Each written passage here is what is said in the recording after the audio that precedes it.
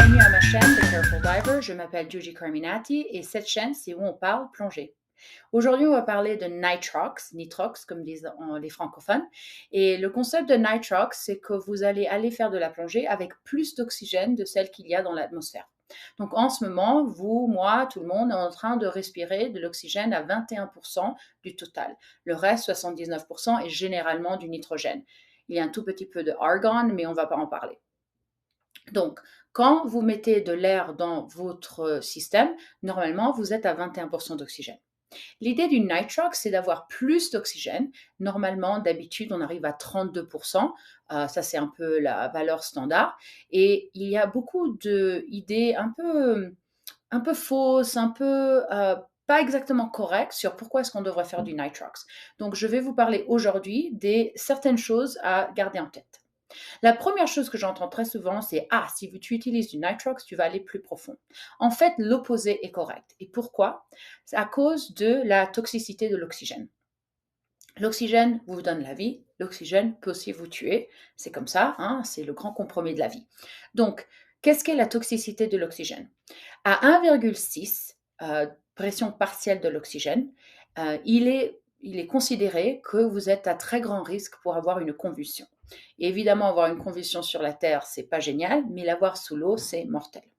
Donc, la plongée a décidé que les différentes organisations ont décidé que 1,6, c'est la limite physiologique. Et pour s'assurer qu'on maintient la sûreté des plongeurs, en fait, la limite maximale de pression partielle d'oxygène qu'on accepte quand on est en train de planifier nos plongées, c'est de 1,4.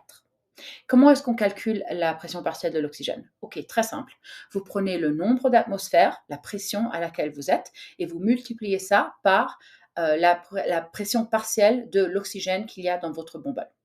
Donc, en ce moment, par exemple, on est à une pression atmosphérique et vous avez 21% d'oxygène. Donc, 0,21 pression partielle. Vous faites 0,21 fois 1, vous avez 0,21 pression partielle de l'oxygène. Ok. Vous allez à 10 mètres. 10 mètres, c'est 2 pressions partielles totales. Une pour les 10 mètres d'eau et une pour la pression atmosphérique normale. Vous arrivez là à 0,42 pression partielle d'oxygène. En disant que vous avez 21% d'oxygène dans votre bonbonne. Et on continue à faire les maths de cette manière. C'est une des raisons pour laquelle la plongée maximale est théoriquement 60 mètres pour 21% d'oxygène, mais de manière récréative, notamment pour PADI par exemple, la limite est de 40 mètres parce que là, c'est de la plongée sans obligation de décompression et vous arrivez à la limite opérationnelle de l'oxygène à 21%. Mais maintenant, je vous dis, vous allez prendre 32%. Alors, immédiatement, maintenant que on a fait les maths ensemble, vous allez vous rendre compte, à 32%, j'ai déjà un petit peu plus de pression partielle d'oxygène. Correct. Donc, on refait les maths. 32% comme ça, à une pression atmosphérique, comme ça, sur la plage, on est bien, 0,32 de pression partielle d'oxygène. Vous arrivez à 10 mètres, de pression partielle d'oxygène, 0,64 de pression atmosphérique, vous arrivez à 0,64 pression partielle d'oxygène. Et vous continuez ainsi. Et vous allez vous rendre compte que vous allez arriver à votre limite physiologique à 40 mètres, mais on n'accepte pas de faire ça en plongée récréative. Et donc, la limite en réalité est de 33,75 mètres. Parce que là, c'est quand vous arrivez à votre limite opérative. Ayant 32% d'oxygène, vous arrivez à 1,4 pression partielle d'oxygène dans votre bonbonne. La deuxième chose que les gens vont vous dire, c'est que vous pouvez rester plus longtemps sous l'eau si vous avez du nitrox. Ça, c'est à peu près correct. Mais ce n'est pas la longueur du temps qui est en jeu, c'est que ça réduit votre risque de décompression. Et pourquoi est-ce que ça réduit votre limite de décompression? Et quand je dis décompression, je veux dire maladie de décompression ou DCS, Decompression Sickness, comme ils disent en anglais. Pourquoi est-ce que ça la réduit? Ok. Parce que souvent, on parle à plus d'oxygène réduit la maladie de décompression. Mais ça, c'est pas tout à fait correct. Ce qui est en train de réduire votre maladie de décompression, c'est qu'il y a moins de nitrogène. On est en train de mettre plus d'oxygène pour avoir moins de nitrogène. parce que vous avez 100% d'air et il faut remplacer avec quelque chose. Et en plongée récréative, on remplace le quelque chose en ajoutant de l'oxygène. Donc, votre limite de profondeur, comme on l'a dit, va être moindre, mais votre risque de maladie de décompression va aussi être moindre parce que si vous avez ajouté 11% d'oxygène, vous avez aussi enlevé 11% de nitrogène. Un autre aspect, c'est que des fois, des gens pensent que s'ils utilisent du nitrox, ils peuvent réduire leur limite vis-à-vis de quand ils peuvent aller voler, se mettre en avion ou aller en altitude après leur plongée. Et ceci n'est pas correct. On va continuer à maintenir une limite de 18 heures après la dernière plongée pour aller en altitude ou en avion, s'il y a eu plus d'une plongée par jour ou il y a eu plusieurs jours de plongée un derrière l'autre. Et il y a une limite de 12 heures s'il n'y a eu qu'une seule plongée, un seul jour. Du moment de la dernière plongée au moment qu'on va en avion, on peut réduire cette limite à 12 heures. Mais sûrement avoir du nitrox ne change pas les règles de sûreté vis-à-vis aller en hauteur ou aller en avion. Et finalement, j'entends souvent des gens dire que ils se sentent mieux, ils se sentent plus légers après avoir fait des plongées de nitrox.